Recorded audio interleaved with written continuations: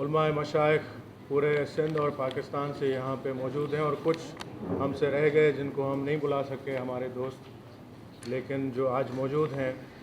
ان میں مفتی اعظم پاکستان جناب پروفیسر مفتی منیب الرحمان صاحب، مفتی اعظم سندھ جناب مفتی محمد جان نعیمی صاحب، امیر مرکزی جماعت اہل سنت سندھ جناب پیر عبدالخالق قادری بھرچونڈی شریف، جناب پیر آغا محمد ایوب جان سرندی، جناب علامہ ڈاکٹر ابوالخیر محمد زبیر سابقہ MNA حیدرآباد، جناب پیر آغا غلام مجدد سرہندی،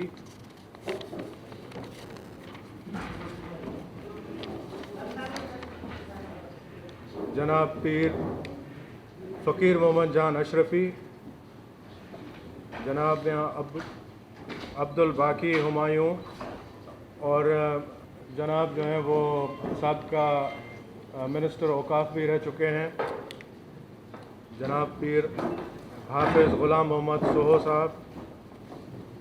جناب علامہ محمد اصغر درس،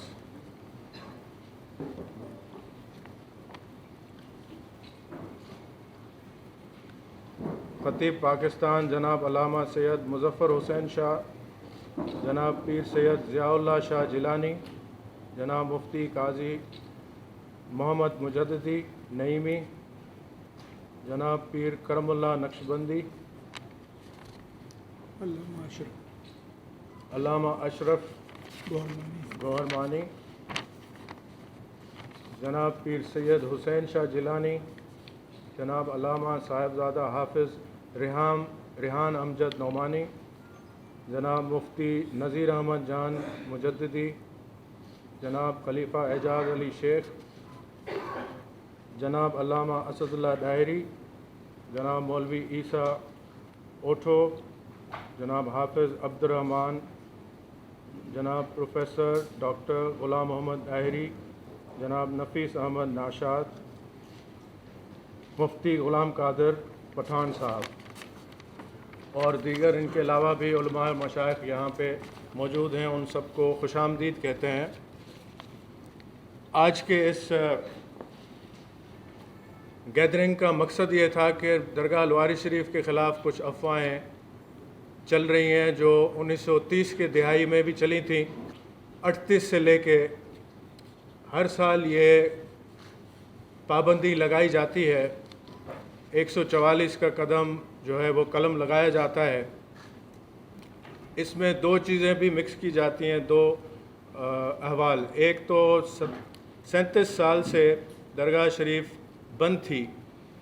جس کو سال سوا سال پہلے کھولا گیا ہے، جو بہت ایک اچھا قدم ہے سندھ حکومت کا،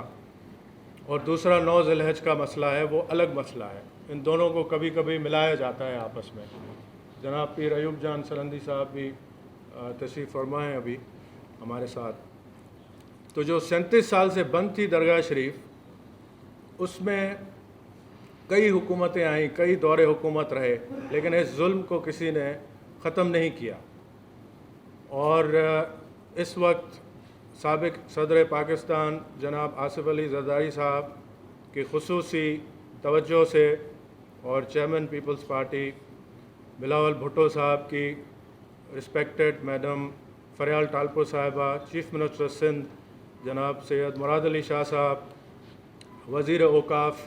سیال صاحب، ان سب نے کوششیں لی، آصف صاحب نے خاص کوشش لے کے اور اس ظلم کو ختم کیا، جس کے لیے ہم اس وقت جہاں پہ جو موجود ہیں علماء اور مشائخ مختلف سیاسی وابستگیاں اور مختلف سیاسی پارٹیوں سے ہیں، لیکن یہ جو حق کی بات ہے اس پہ ہر کوئی آدمی اس سے خوش ہے، اور عالم اسلام بھی اس بات پہ خوش ہے۔ اب آ جائیں دوسرا معاملہ 9 ذی الحج کا۔ 9 ذی الحج کا 1938 میں سے 200 سال پہلے سے یہ عرس شریف ہر سال درگاہ شریف پہ منایا جاتا تھا، اور اس عرس شریف پہ 1930 کی دہائی میں 80 سے 85 ہزار لوگ جو ہے وہ جمع ہوتے تھے، اور برٹش انڈیا کے ریکارڈ کے مطابق درگاہ شریف میں جب تھن پاپولیشن تھی اس خطے کی، اور یہاں کے عوام جو ہے وہ اتنی نہیں تھی جتنی آج ہے، تو 10 سے 12 لاکھ مرید جو ہیں وہ درگاہ شریف کے بتائے جاتے تھے، جو رتر چتر گرداسپور سے، سینٹرل پنجاب، سندھ اور کچھ بھج، کچھ مریدین جو تھے وہ ساؤتھ افریقہ میں بھی تھے، تو وہ سارے جب جمع ہوتے تھے، ایک ایک گھر سے 2 ایک آدمی بھی ہوتا تھا، تو 80-85 ہزار لوگ جمع ہوتے تھے، اور حج بیت اللہ پہ 1 لاکھ لوگ کے قریب یا کبھی زیادہ جمع ہوتے تھے۔ لیکن ہمارے بزرگان جن کے وقت میں یہ الزام لگایا گیا، حضرت پیر مرشدنا احمد زمان قدس روح، تو ان کے وقت میں وہ خود آدھا ٹائم تو وہ خود حج بیت اللہ پہ ہوتے تھے اور پیچھے یہ اجتماع ہوتا تھا، اور جب وہ یہاں ہوتے تھے تو نبی کریم صلی اللہ علیہ وآلہ وسلم خاتم النبیین کے منہ مبارک کی زیارت کروائی جاتی تھی، اور 80 سے 85 ہزار لوگ یہاں پہ جمع ہوتے تھے، جس کی جو اسلام دشمن فورسز تھے اس زمانے میں وہ بہت اس سے تھریٹن فیل کر رہے تھے، اور انہوں نے اس مسئلے کو ہوا دی اور اس مسئلے میں لوگوں کو کنونس کرنے کی کوشش کی اور کچھ علماء کو گمراہ کرنے کی کوشش کی گئی۔ اس کے بعد 1938 میں اس کے اوپر بین لگ گیا اس گیدرنگ پہ۔ 1937 کی ایک کٹنگ ہے اخبار کی جو آپ کو دی جائے گی، اس میں لکھا ہوا ہے کہ باوجود حکومت کے روکنے کے 23,000 لوگوں نے عید کی نماز پڑھی ہے درگاہ شریف پہ۔ تو آپ اس سے اندازہ لگا لیں کہ جب اتنی سختی میں 23,000 لوگ آئے ہیں تو کراچی کی پاپولیشن کیا تھی اس زمانے میں، یا اس علاقے کی پاپولیشن کیا تھی۔ تو یہ جب نارمل ڈیز میں یہ عرس شریف ہوتا تھا تو اس پہ تقریباً 80 سے 85 ہزار لوگ ہوتے تھے وہاں پہ، اور اس کو یہ نقلی جو ہے وہ ایک بہت بڑا الزام لگایا گیا، اور ایسا الزام نقش بندی سلسلے کے برِ صغیر کی اتنی بڑی درگاہ کے اوپر لگایا گیا اس زمانے میں، جس وقت یہ میڈیا بھی نہیں تھی، جس وقت یہ ٹیکنالوجی بھی نہیں تھی۔ تو آپ اندازہ لگائیں کہ آج کے دور میں وہ لگ رہے ہیں الزامات، تو اس زمانے میں اور کیا کیا نہیں ہوا ہوگا، جو آج کوئی بھی آدمی موبائل لے کے جا سکتا ہے، ڈرون سے کور کر کے دیکھ سکتا ہے کیمرہ سے کہ وہاں پہ کیا ہو رہا ہے یا نہیں ہو رہا ہے۔ درگاہ شریف ماشاءاللہ نقش بندی سلسلے سے،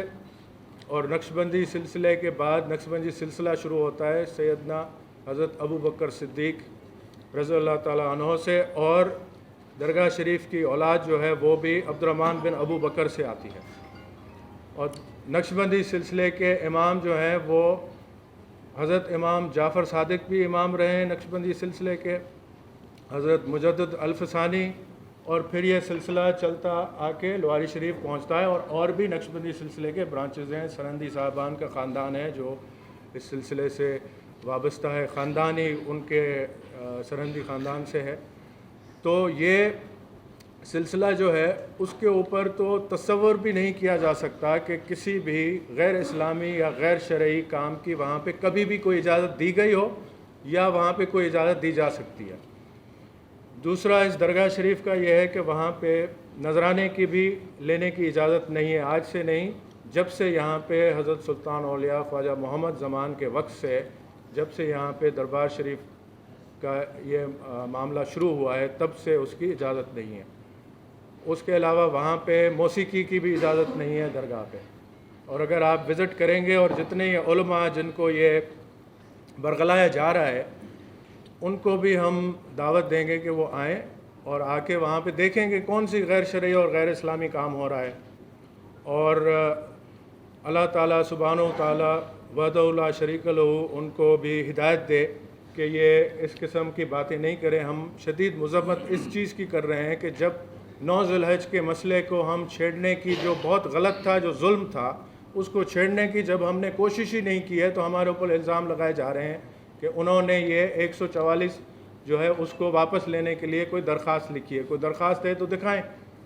ہم نے تو کوشش ہی نہیں کی ہے اس کو ریوائیو کرنے کی، حالانکہ یہ ایک بہت بڑا ظلم ہے، اور یہ غلط جو ہے وہ لگائی گئی تھی دفعہ اس زمانے میں بھی بین، اور آج بھی یہ غلط ہے، لیکن یہ حکومت کا انتظامی معاملہ ہے، اس میں ہم نے کوئی انٹرفیرنس نہیں کی ہے۔ لیکن اس کے آڑ میں جو ہمارے بزرگان کے اوپر نازیبا لفظ استعمال کیے گئے ہیں اس کی ہم شدید مذمت کرتے ہیں، جو ہمارے سلسلے کے بزرگان کے اوپر نازیبا لفظ استعمال ہوئے جا رہے ہیں اس کی بھی شدید مذمت کرتے ہیں۔ آج کے اس जो गैदरिंग है उसका मकसद ये था कि आप सब दोस्तों को ये बताया जाए और सारे उलमा और मशाइख अपने अपने राय का इजहार करेंगे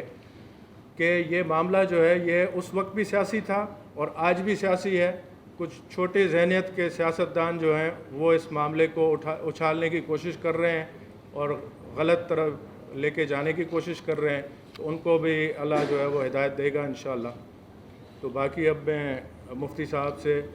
और बाकी दोस्तों से कहूँगा कि वो इसके बारे में जो भी आपसे बात करना चाहें वो